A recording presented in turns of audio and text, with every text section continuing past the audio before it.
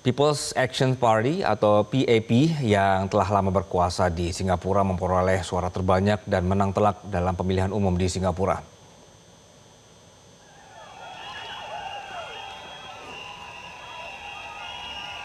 Kemenangan Partai Aksi Rakyat ini memperpanjang kekuasaannya yang tidak terputus selama 66 tahun. Partai Aksi Rakyat memenangkan 87 dari total 97 kursi parlemen. Perolehan suaranya naik menjadi 65,6%. Jumlah ini meningkat dari rekor terendah 61% dalam pemilihan tahun 2020 lalu. Partai Aksi Rakyat berhasil memperoleh 80.890 suara, sementara Partai Demokrat Singapura memperoleh 29.220 suara.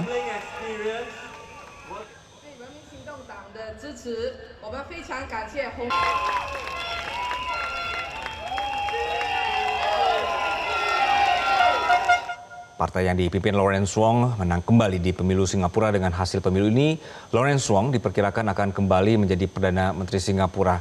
Berbagai ucapan selamat mengalir, salah satunya dari Presiden Prabowo Subianto. Prabowo menyebut kemenangan Wong mencerminkan kepercayaan, stabilitas, dan keyakinan warga Singapura. Untuk membahasnya, kita sudah terhubung dengan Duta Besar Indonesia untuk Singapura, Surya Pratomo. Selamat siang, Mas Tommy. Selamat siang, Andi. Ya. Kita melihat bahwa begitu panjang ya Mas ya, 66 tahun partai ini kemudian langgeng gitu. Apa yang menjadi kunci sehingga mereka ini bisa terus dipercaya oleh rakyat Singapura, Mas? Yang pertama adalah orientasi untuk bagaimana meningkatkan kesejahteraan masyarakat, dan dalam pemilu yang baru berlangsung tanggal 3 Mei yang lalu memang kita melihat bahwa kondisi geopolitik dan geoekonomi itu memang sangat mengkhawatirkan dan menakutkan, dan karena itu di banyak negara termasuk di Australia misalnya, semua orang memilih untuk bersikap konservatif, dan ini adalah sebuah keberuntungan untuk PAP sehingga kemudian bisa dipercaya kembali oleh masyarakat Singapura untuk melanjutkan 60 tahun pengabdian yang telah mereka lakukan untuk membangun Singapura. Iya. Reaksi warga di Singapura sendiri seperti apa Mas ketika mereka menang? Kemarin sebetulnya turnout-nya itu luar biasa, hampir 92,5%.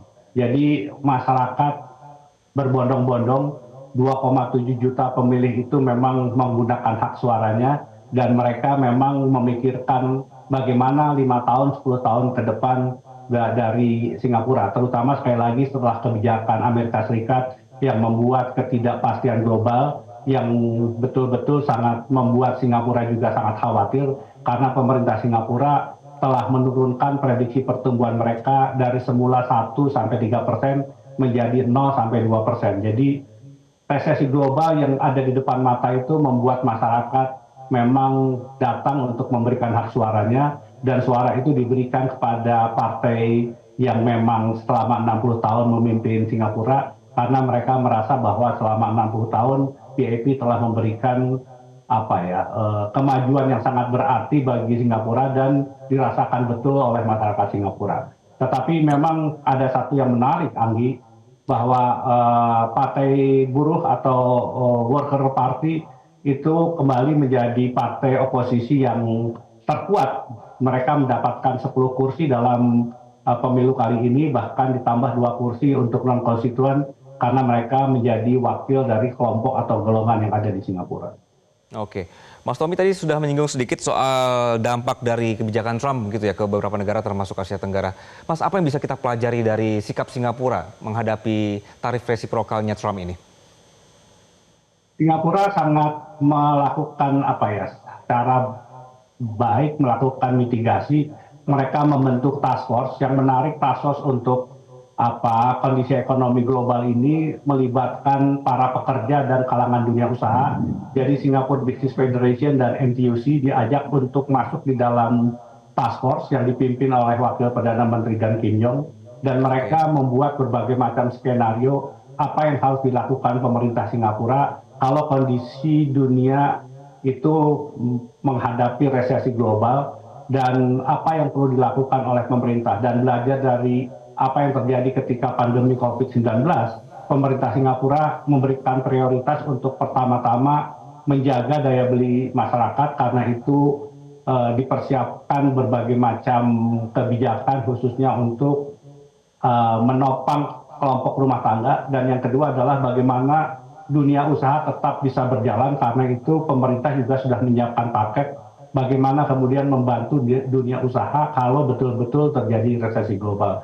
Jadi mereka betul-betul bersiap terhadap kondisi yang tidak baik ini, termasuk juga yang disampaikan oleh Perdana Menteri Lawrence Wong, bagaimana Singapura ingin membangun kolaborasi dengan negara-negara lain, termasuk misalnya dengan Amerika Latin, dengan Afrika, dengan Uni Eropa, tetapi yang paling utama disampaikan oleh Perdana Menteri Lawrence Wong adalah bagaimana memperkuat ASEAN, karena ASEAN itu dengan 660 juta penduduknya dan kemudian ekonomi di atas 3 triliun dolar, sebetulnya kekuatan ekonomi yang luar biasa. Dan Perdana Menteri Lawrence Wong menyambut apa yang disampaikan oleh Presiden Prabowo Subianto ketika mereka bertemu pada bulan November yang lalu, adalah bagaimana memperkuat food security dan energy security.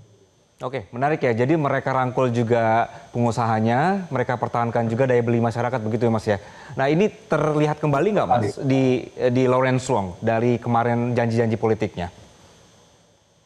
Ya, itu yang kemarin memang sudah disampaikan, bahkan beberapa hari sebelum pemilu memang ada kuliah umum yang dilakukan oleh Perdana Menteri Lawrence Wong, dan arah kebijakan inilah yang kemudian menjadi bahan kampanye dari semua calon anggota parlemen Singapura dari PAP, dan mereka menyampaikan bahwa pemerintah akan terus bersama masyarakat menjaga daya beli masyarakat, menjaga kesejahteraan masyarakat, bahkan kemudian memperhatikan kelompok orang yang sudah lansia, mereka yang kemudian disable, dan semua kelompok-kelompok masyarakat yang underprivileged, orang-orang yang memang akan terkena dampak kalau terjadi krisis global. Oke, oleh karena itu dia mendapatkan dukungan cukup besar dari rakyat Singapura, begitu ya Mas Tommy ya. Mas, satu hal, dengan terpilihnya Lawrence Wong ini, apakah nanti punya kebijakan yang akan berubah dengan kita atau seperti apa Mas nanti ke depannya? Kebijakannya saya kira ini adalah tentunya kelanjutan dari apa yang sudah ditetapkan ketika Presiden tanggal 2 April yang lalu, Presiden Donald Trump mengumumkan kebijakan tarifnya, dan sekali lagi langkah mitigasi sudah disiapkan, berbagai macam kebijakan pendukung untuk membuat perekonomian Singapura tetap berjalan. Karena sekali lagi Singapura ini adalah negara perdagangan, dan kalau terjadi perang tarif yang terkena itu adalah sebetulnya di sektor perdagangan. Dan kalau itu yang terjadi, bisa dibayangkan aktivitas transhipment yang ada di pelabuhan Singapura akan bisa menurun. Dan langkah-langkah itulah yang kemudian menjadi perhatian dari pemerintah Lawrence Wong, dan kemenangan 65,6% di pemilu kali ini sebetulnya menjadi pengukuh bahwa masyarakat Singapura memberikan kepercayaan kepada Perdana Menteri Lawrence Wong yang sebelumnya terpilih menjadi Perdana Menteri karena menggantikan Perdana Menteri Lee Hsien Loong sebagai Sekjen PAP. Jadi karena sebagai Sekjen otomatis menjadi Perdana Menteri, tetapi dengan pemilu kali ini artinya legitimasi dari masyarakat diberikan kepada Perdana Menteri Lawrence Wong. Karena itu Perdana Menteri Lawrence Wong sudah menyampaikan dalam waktu dekat akan menyusun kabinet bekerja, kabinet yang betul-betul akan berorientasi untuk menjaga kehidupan dari seluruh warga masyarakat Singapura. Baik, inilah yang kemudian akan kita tunggu ya Mas ya, bagaimana komunikasi sahabat antara Wong dengan Prabowo nanti, begitu. Mas Tommy, terima kasih Mas untuk penjelasannya Mas di Metro Siang kali ini. Jelajahi cara baru mendapatkan informasi. Download Metro TV Extend sekarang.